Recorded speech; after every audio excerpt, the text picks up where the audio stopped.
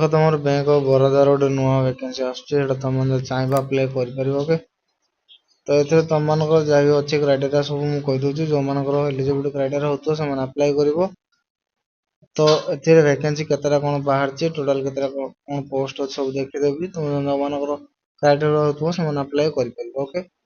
तो देखो ए तुम 86टा पोस्ट बाहर जेहेतु manager post okay. Senior manager गोटे अच्छी और नॉर्मल मैनेजर अच्छी अलग किसी पोस्ट अच्छी ओके। तो ये तुम जो जो पोस्ट अच्छे सब सब जिन मु क्राइटेरिया कहीदेवी ठीक अच्छे। ये देखिए bank of Baroda recruitment A salary केते कौन नौ एज लिमिट केते कौन अच्छी सब मुझे कहीदे ठीक अच्छे। देखो तुम जो वैकेंसी बाहर हूँ तुम अप्लाई चलती जो मैंने चाहिए अप्लाई कर।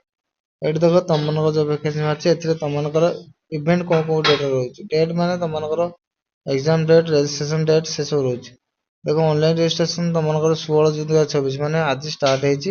तो जो मैंने चाहिए अप्लाई करें आज कत स्टार्ट ओके। तापर लास्ट डेट के अच्छी 6 जुलाई 2026 लास्ट डेट तुम 6 जुलाई पर्यंत अच्छी ठीक अच्छे।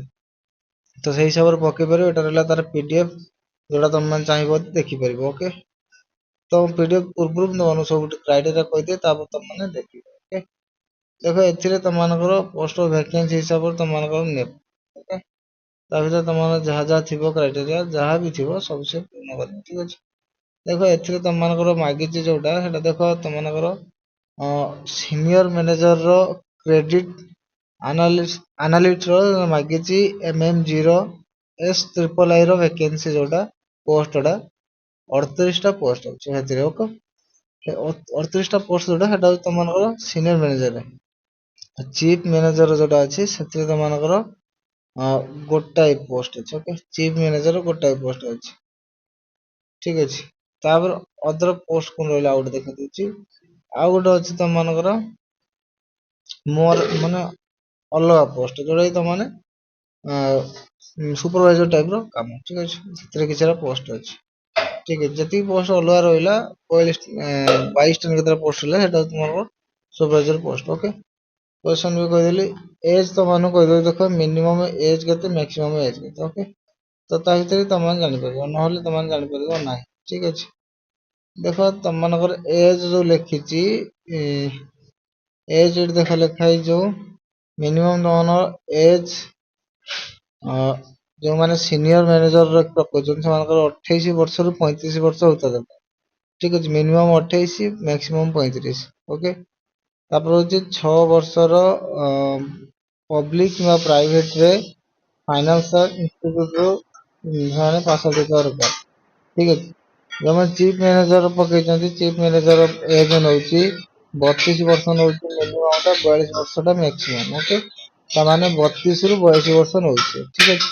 ए 5 वर्षर अप्रूवाल मान मागिच तुम जदि कौन जगह किसी काम कर मैंने कौन फाइनेंशियल इंस्टीट्यूट कौन जब कम कर ठीक अच्छे। तापर तुम एटा देख ए तुम सैलरी बहुत बढ़िया रैलरी कम नुह सैलरी बहुत बढ़िया ठीक अच्छे। तो देखा तुम कही आउ थे कहीदे 36टा post senior manager chief manager 7टा पोस्ट ओके। एज भी कहीदेली एज 28 रु 35 नौ ठीक अच्छे। तापर तुम क्वालिफिकेशन कौन रही देख क्वालिफिकेशन तुम वर्क एक्सपीरियंस भी नौ से हिसाब से तुम अप्लाई कर ओके। एजुकेशन क्वालिफिकेशन तुम नौ C&IC रिक्रुटमेंट ठीक अच्छे। एजुकेशन तुम कहीदे तुम C&IC नौ एजुकेशन देख तुम क्वालिफिकेशन हिसाब से एजुकेशन देखिए यदि C&IC जोटा रिक्रुटमेंट हूँ बाहर जब ओके। एजुकेशनल क्वालिफिकेशन जो पढ़ी कौन से हिसाब से अप्लाई कर जहाँ भी पढ़ी से तुम ग्राजुएशन कर दरकार एनी स्ट्रीम ठीक अच्छे। ग्राजुएशन कर दरकार कि पोस्ट ग्राजुएट डिग्री थी दरकार विथ तुम जब डिप्लोमा भी थाए भल कथा जो डिप्लोमा भी कर पकई पार फाइनान्स रे ठीक अच्छे। तापर सेटा नक इक्विवेलेंट जब प्रोफेशनल क्वालिफिकेशन किसी अच्छी जमीती कि CA हो चार्टर्ड अकाउंटेंट CMA होगा CS होगा कि CFA होगा ठीक है। तुम क्वालिफिकेशन अच्छी तुम पकई पार एज नौ के 1 ଜୁନ 2026 की तुमने एज कैलकुलेट करदब तुम जमी एज होता दरकार ठीक अच्छे मिनिमम 25 नौ ठीक अच्छे मिनिमम 25 वर्ष तुम एज होता दरकार मैक्सिमम नौ 42 वर्ष ओके मैक्सिमम टा 42 वर्ष हो ठीक अच्छे इंडिया तुम जब इंडिया भितर ही इंडिया बाहर नुह ठीक अच्छे देख 38टा पोस्ट तुमको सीनियर मैनेजर कही मैनेजर जो गोटे देख सीनियर मैनेजर गोटे चीफ मैनेजर गोटे आ गोटे मैनेजर खाली रहा खाली मैनेजर 4टा पोस्ट सीनियर मैनेजर 38टा पोस्ट चीफ मैनेजर गोटे पोस्ट सीनियर मैनेजर रिलेशनशिप जोड़ा अच्छे 36टा post chief manager C and IC जोड़ा रही 7टा पोस्ट ठीक अच्छे टोटाल 26टा पोस्ट ठीक अच्छे तो कैटेगरी वाइज तुम सिलेक्शन कर वैकेंसी अच्छी एससी एससी जोड़ा अच्छी 0 अच्छी एसटी 3टा अच्छी ओबीसी 0 अच्छी डब्ल्यू 0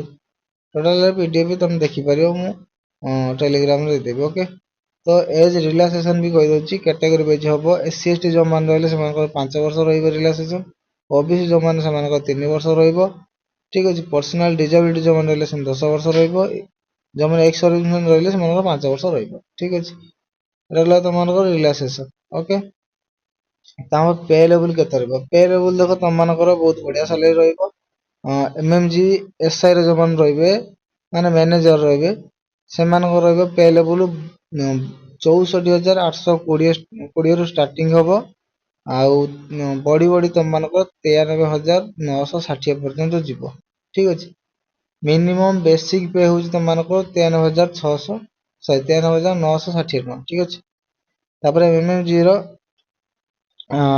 ट्रिपल ए जोटा रहा से तुम स्टार्टिंग रहा 50,920 टका रहा सहित तुम बड़ी बड़ी हाएस्ट हम 1,05,280 टका रही मैक्सिमम जोटा रही है तुम 1,05,280 रहा ठीक अच्छे मैक्सिमम टा मिनिमम टा 50,000 ठीक अच्छे एसएमजी रो एसआईवी जोटा ग्रेड स्केल पे से 1,02,300 रु रही 1,20,000 पर्यंत रही ठीक अच्छे देख मिनिमम टा 1,20,000 मैक्सिमम टा 1,20,000 ठीक अच्छे ये तुम बेसिक पे बहुत बढ़िया सैलरी ओके तो से हिसाब से तुम अप्लाई कर जो मान क्राइटेरिया तो तुम अप्लाई कर आउ अदरवाइज जदि किसी प्रोब्लेम था मत कह देखो ए कैटेगरी वाइज जोड़ा पकईदेव तुम आप्लिकेसन फी भी किसी लगे ठीक अच्छे आप्लिकेसन फी के लगे 850 टଙ୍କା लगे जीएसटी सहित ठीक अच्छे जो मैंने ओबीसी डब्ल्यूएस जनरल कैटेगरी से 850 टଙ୍କା देवे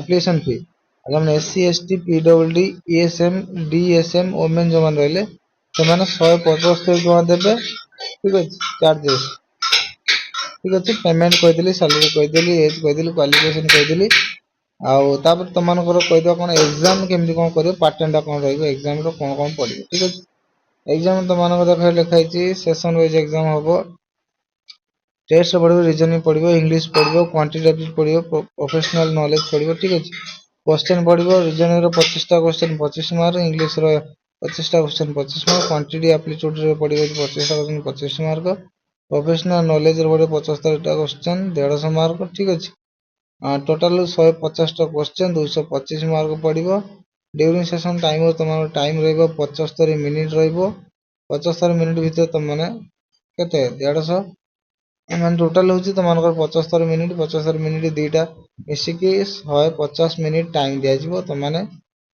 150 क्वेश्चन अटेंड कर ठीक अच्छे 225 मार्क ए तुम जदि जो मान रही को मैंने कैटेगरी वाइज तुम कौन अच्छी जो तुम देख 40% जो मान रखुच जनरल पिला माने तो से क्वालिफाई हो आउ जो मैंने रिजर्वेशन कैटेगरी रोच से 35 वर्ष रखले क्वालिफाई हो ठीक अच्छे ए देख फाइनल मेरिट लिस्ट पर तुम पर्सनल इंटरव्यू गोटे हम तापर तुम